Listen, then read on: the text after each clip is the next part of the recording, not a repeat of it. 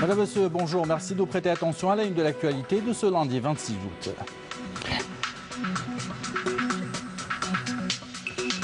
Le général de corps d'armée Ahmed Gaïd Salah, vice-ministre de la Défense nationale, chef d'état-major de l'armée nationale populaire, a entamé une visite de travail d'inspection dans la 2e région militaire à Oran. Les détails dans ce journal.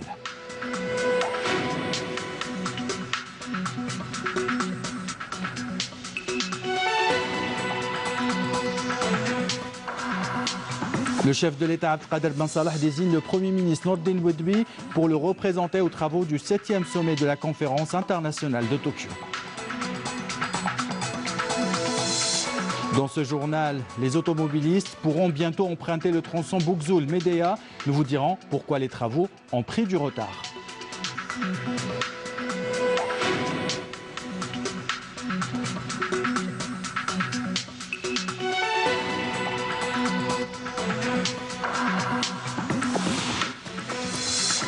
Et on vous propose à la fin de ce journal de déguster des variétés de raisins inondés de soleil à Tipaza. Nous irons au plus près des agriculteurs avec de belles images. C'est le grand format de ce journal.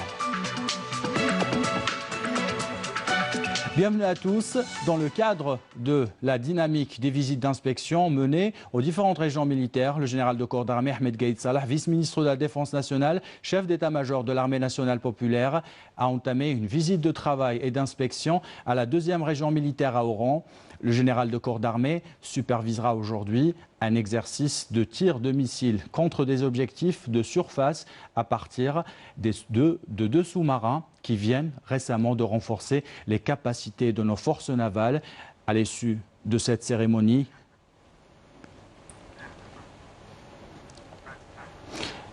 le général de corps d'armée, accompagné du général-major Meftah Souab, commandant de la 2e région militaire, et du général-major Mohamed Larbi Haouli, commandant des forces navales, a appelé devant un ensemble des cadres de la région que sa présence à ce genre d'exercice émane de son grand souci de s'enquérir sur le terrain de l'état d'exécution des programmes annuels tracés et du niveau de la disponibilité opérationnelle atteint par les unités de l'armée nationale populaire, qui fait donc effectivement notre fierté, ajoute le vice-ministre de la Défense nationale. Il a également souligné que l'aboutissement du processus de développement des forces armées constitue le fruit mérité de la démarche continue donc du haut commandement à emprunter la voie de l'optimisation rationnelle de l'ensemble des moyens humains et matériels et l'infrastructure disponible, tout en œuvrant donc toujours à une parfaite exploitation des connaissances scientifiques et technologiques acquises, et ce, outre la nécessité de voir toutes les composantes de notre armée revêtir un caractère opérationnel et professionnel intégré, compatible et cohérent.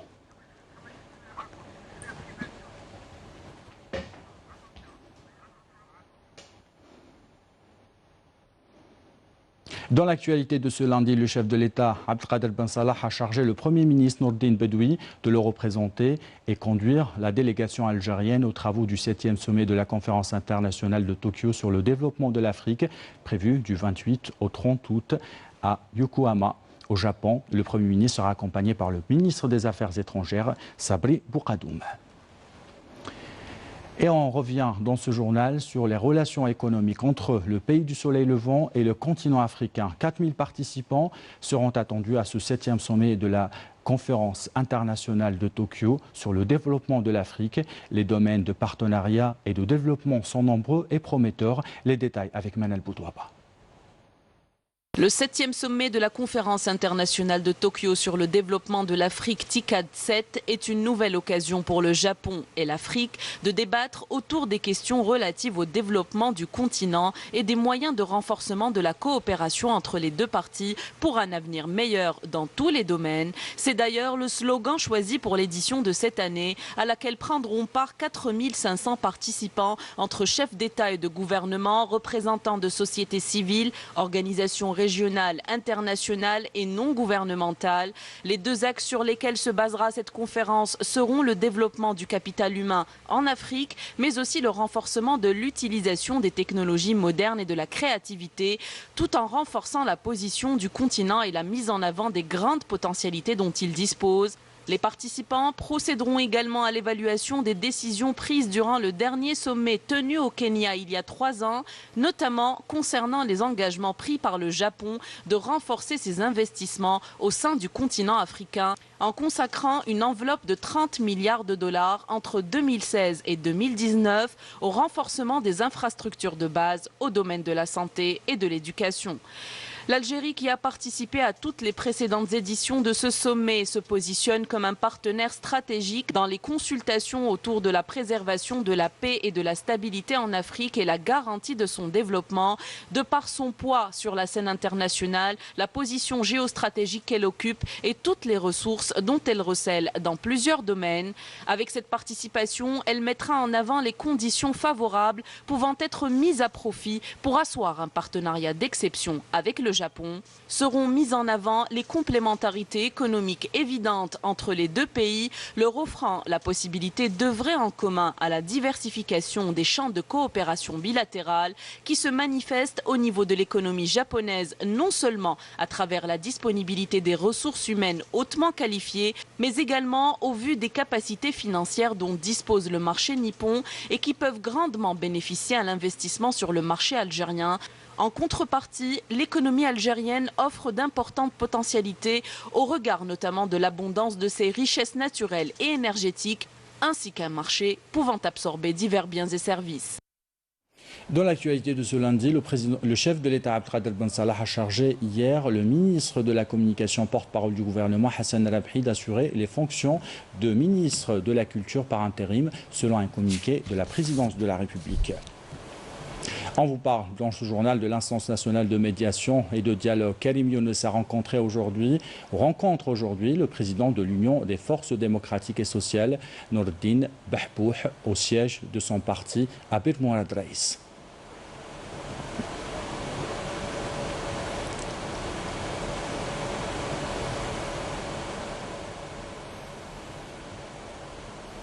Et justement, l'instance nationale de dialogue et de médiation poursuit ses consultations. Hier, c'était au tour des jeunes venus de l'ouest du pays. Objectif, écouter leurs propositions pour une sortie de la crise politique que connaît le pays. Nesrine Pensaïti. Dégager des solutions consensuelles pour sortir de la crise politique que traverse le pays, c'est sur quoi ont insisté les jeunes des wilayas de l'Ouest lors d'une rencontre au siège de l'instance de médiation et de dialogue. اليوم كانت من مخرجات هذه الجلسة وهذا اللقاء ضرورة الاستعجال في الانتخابات عن طريق إنشاء لجنة مستقلة تشرف على العملية الانتخابية بأكملها. أما فيما يخص دور الشباب في هذه المرحلة، فالشباب لابد أن يكون شريكا في العملية السياسية، ولابد أن يكون شريكا في نشر عملية عمل الوعي، وأن يساهم في إنجاح الحوار. اليوم التقينا بحوالي 15 شاب من 4 ولايات، وهران، تلمسان، سيدي بلعباس وتيارت. الشباب واش راه يطلب؟ راه يطلب الإسراع في الحل، ولكن بوجود ضمانات. ما راهمش حابين يوليو للعهدة السابقة والممارسات السابقة، ويطالبوا أيضا بضرورة إشراك الشباب في الحل. Lors de cette rencontre, il a été question d'écouter les différentes approches fournies par ces jeunes pour la mise en place d'une feuille de route permettant d'organiser des élections présidentielles dans les plus brefs délais. نوضع رئيس شرعي للبلاد، يكون هذا الرئيس يعين يقيل وفق الدستور، يوفر لنا أهم الركائز أرضية للجزائر ومن بعد نمشوا عليها. رانا على وشك اجتماع اللجنة الاستشارية في يوم 31 أوت اللي هي تكونت وتنصبت عندها 15 يوم. اللجنة هذه مكونة من أخصائيين من كل أنواعهم، أساتذة جامعيين، أطباء، محامين إلى آخره، بيكون لنا نظرة كبيرة بالنسبة للرزنامة والبرنامج اللي نقترحوه. كذلك نكوازون جميع الاقتراحات هذه باش يكون عندنا ورقة طريق ونسلمها إلى السلطة. Impliquer les différentes franges de la société, surtout les jeunes, c'est sur quoi mise l'instance de médiation et de dialogue à travers ces différentes rencontres. Dialogue toujours, je vous propose d'écouter la réaction des citoyens recueillis des 4 coins du pays. اليوم هذه لجنة الوساطة والتشاور والحوار اللي راها اليوم تشرف على الأمور، تتصل بالجمعيات والمنظمات والأحزاب والشخصيات، لازم كل هاد الناس يلتفوا حول هذه اللجنة ويعطوا اقتراحاتهم، نريحوا ما نعطوا الاقتراحات قال هنا هاوين نتفقوا هاوين ما نتفقوش، وفي الأخير نروحوا للنقاط اللي عليها يتفق عليها الجميع، والحاجة اللي نتفقوا عليها هي أننا نخرجوا من الازمه. احنا مع الحوار وضد المقاطعه، خاطر البلاد ماشي في صالح هذا الصوالح، حنا في حاجه ماسه رئيس الجمهوريه، في حاجه ماسه الاستقرار، عانينا بزاف الشعب، كاين ناس راها ضاعت، وتاثرت وراها تعاني. الاقتصاد تاعنا راهو يتهاوى، دوك حنا خدامين وظيفه عموميين ولا ما نخلصوش، الاقتصاد تاعنا راهو يتكركر، مي لازم رئيس الحق ماذا بيه البلاد تعدل، نحطوا اليد في اليد وفريات، هذه هي ملاحه الجزائر تاعنا تقعد يد في اليد. ان شاء الله نسرعوا بالانتخابات، ان شاء الله يا ربي نسرعوا بالانتخابات وتطفي هذو كل جمعه مانيفستاسيون، كل جمعه بزاف. احنا نتمنوا كل الاطياف تشارك في الحوار هذا وتخرج براي توافقي، يعني يكون لصالح البلاد والعباد، وان شاء الله يخيروا رئيس اللي يكون يخرج البلاد من الازمه هذه اللي انا عايشينها. لازم يتحاوروا، لازم يخدموا البلاد كما بكري تولي نوار ان شاء الله. لازمنا رئيس جمهوريه، ورئيس جمهوريه ما يجيش ما نقعدوش اليوم غدوه، لازمنا في اسرع وقت نديروا انتخابات وما ونأجلوا الشيء اللي خلينا في اختلاف، هذا هو اللي كنا نهضروا عليه قبل، اللي نختلفوا فيه نخلوه من بعد انتخاب رئيس الجمهوريه. يا ربي يكسر المشاكل للجزائر كلها ان شاء الله. هذه في كابول هنا، هذه في كاب الرحمه ان شاء الله، ان شاء الله كل شيء يوغل سمكان يسجل قاعد كاع الحال ان شاء الله. Une personne a été emportée par les crues de Oued-Rumel suite aux pluies déluviennes qui se sont abattues sur la ville de Constantine hier soir. Plusieurs axes routiers principaux de la ville de Constantine ont été inondés et fermés. Les pluies torrentielles ont atteint 27 mm en 1 heure. Des dizaines de citoyens ont été bloqués sur les routes. Le trafic du tramway a été suspendu également pendant plus de 2 heures.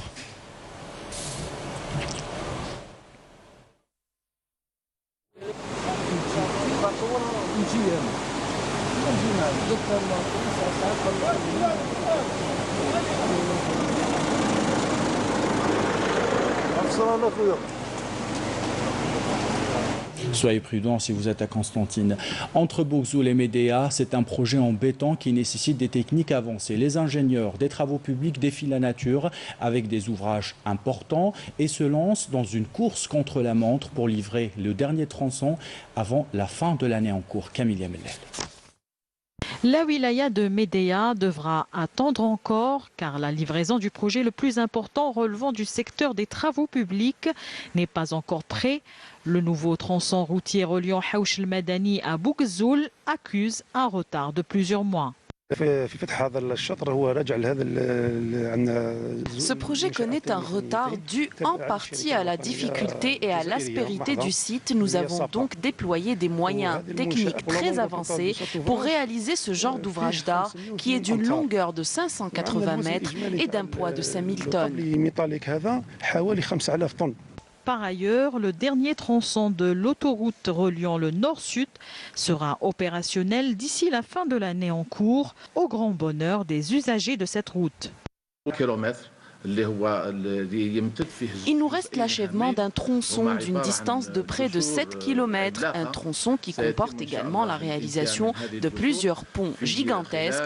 Leur livraison se fera d'ici quelques semaines, soit avant la rentrée sociale, et la totalité du projet sera livrée d'ici la fin de l'année.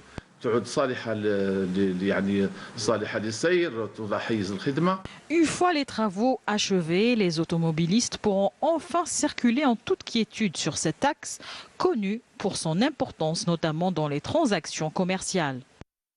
Et allez-y, c'est l'heure pour les dernières retouches dans les établissements scolaires avant de recevoir les scolarisés. Les étudiants n'ont plus de soucis à se faire. Les livres scolaires sont disponibles. Pour ceux issus de familles modestes, 5000 cartables les attendent. Naïma Chekchek.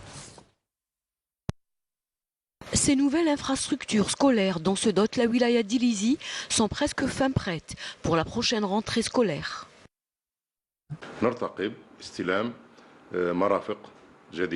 Ces nouvelles infrastructures que nous allons réceptionner concernent les 3 paliers. Il s'agit du nouveau lycée Omar ibn al-Khattab qui remplacera l'ancienne infrastructure dans le quartier d'Iferi à Janet, du nouveau collège Bachir al-Ibrahimi dont les travaux atteignent leur fin, à Borj Omar Idriss aussi où l'on doit réceptionner un autre lycée en remplacement de l'ancien, le lycée Mohamed Boudiaf. Dans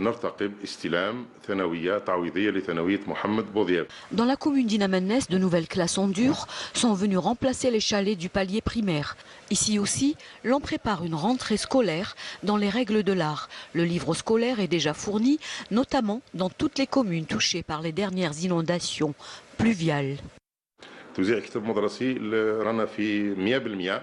Pour ce qui est du livre scolaire, il est disponible à 100%. Tous les établissements ont reçu leur quota. Les autorités locales de la wilaya ont prévu de leur côté 5000 cartables qui seront distribués avant le 4 septembre prochain aux enfants de familles modestes. Et pour ceux qui n'ont pas pu finir leur cursus scolaire, les centres de formation leur ouvrent grand les portes. Les disciplines sont nombreuses, les formations sont de qualité et l'intérêt est certain quand vous pouvez le voir. Regardez un reportage commenté par Camille Mellel. Pour les jeunes qui ont échoué dans leur scolarité, ces centres de formation et d'enseignement professionnel sont leur première destination. Pour cette nouvelle session de septembre 2019-2020, de nouvelles spécialités sont proposées. Dans ce centre de formation, nous introduisons chaque année de nouvelles spécialités pour répondre à la demande du marché de l'emploi, à l'exemple de l'informatique, de styliste modéliste, de la coiffure et de l'esthétique, mais aussi de la restauration. La formation professionnelle, un atout en plus, voire la voie unique pour se placer dans le monde du travail. Et beaucoup de jeunes l'ont compris et ils n'ont pas hésité. Je n'ai pas eu la chance d'avoir mon baccalauréat et je suis venue ici pour m'inscrire et bénéficier d'une formation qui me servira à l'avenir. Je suis ici pour continuer mes études car je n'ai pas pu avoir mon bac. Je suis plutôt satisfaite des filières disponibles. Et depuis le début des inscriptions, un engouement des jeunes est enregistré dans ce centre de formation professionnelle de Bir Khadem et ce dans les diverses spécialités proposées par cet établissement. Et dans le cadre de la lutte antiterroriste, un détachement de l'armée nationale populaire a arrêté hier à Batna un élément de soutien au groupe terroriste. Dans le cadre de la lutte contre la criminalité organisée, un détachement de l'armée nationale populaire a arrêté en coordination avec des éléments de la gendarmerie nationale à Moulbouari un narcotrafiquant en possession de 15 kg de kif traité, tandis que 2 narcotrafiquants en leur possession 2,3 kg de la même substance ont été interceptés à Rélisène. Par ailleurs, des éléments de la gendarmerie nationale ont appréhendé à Msila un individu en sa possession 6 armes à feu, 40 kg de poudre noire et d'autres objets, alors que 3 contrebandiers ont été arrêtés et 1159 caméras de surveillance destinées à la contrebande et 1294 unités de différentes boissons ont été saisies à Al-Oued et à Ouergla, à Borj Bajil Mortar. Un détachement de l'AMP a intercepté 4 individus et saisi 8 groupes électrogènes, 9 marteaux-piqueurs et d'autres objets, alors que 8 immigrants clandestins de différentes nationalités ont été arrêtés à Tlemcen et le Rwat. Fin de ce communiqué du ministère de la Défense nationale. On vous parle dans ce journal d'une catastrophe écologique qui affecte le poumon de la Terre. L'Amazonie brûle, un territoire grand, 2 fois la superficie de l'Algérie. Les images sont impressionnantes, vous allez le voir. La mobilisation est à la hauteur de ce drame. Le Brésil, très critiqué par la gestion de cette crise, déploie l'armée. Les réactions internationales s'enchaînent. Des images commentées par Naïma Chakchek. La plus vaste forêt tropicale du monde, dont 60% se trouve en territoire brésilien, continue de se consumer alors que les feux ravageurs durent depuis quelques mois déjà. Une catastrophe qui prend des allures de crise politique mondiale avec également une réaction du chef de l'ONU Antonio Guterres qui exprime son agacement et déclare qu'en pleine crise climatique mondiale, nous ne pouvons accepter davantage de dégâts sur une source majeure d'oxygène et de biodiversité. Antonio Guterres qui réclame que l'Amazonie soit absolument protégée. Des reproches sévères étaient lancés au Brésil, lui signifiant sa torpeur face à ces incendies avec pas moins de 79 000 foyers de feu en peu de mois et 1000 autres encore, rien que pour la journée d'hier. Ces incendies qui ont atteint la Bolivie et le Pérou voisins ont gravement vicié l'air devenu irrespirable avec des taux de carbone dépassant l'entendement. Enfin, et sous la pression internationale, le Brésil a fini par entrer hier en action en Amazonie. Sa force aérienne a déployé 2 avions bombardiers, larguant les premières dizaines de milliers de litres d'eau au-dessus de la forêt tropicale où le nombre des incendies progressait. Du côté de la Colombie, dont la forêt amazonienne part en feu aussi, son président Ivan Duque a affirmé hier qu'il présenterait la proposition d'impact régional pour la conservation de l'Amazonie devant l'Assemblée générale des Nations Unies à New York en septembre prochain, afin que le poumon de la Terre soit sauvé. L'information sportive de ce lundi, c'est l'USM Alger qui a validé son billet pour les 16e de finale de la Ligue des champions d'Afrique de football en battant hier soir le club nigérien de l'AS Sonidep 3-1 au stade du 5 juillet, comme on peut le voir sur ces images.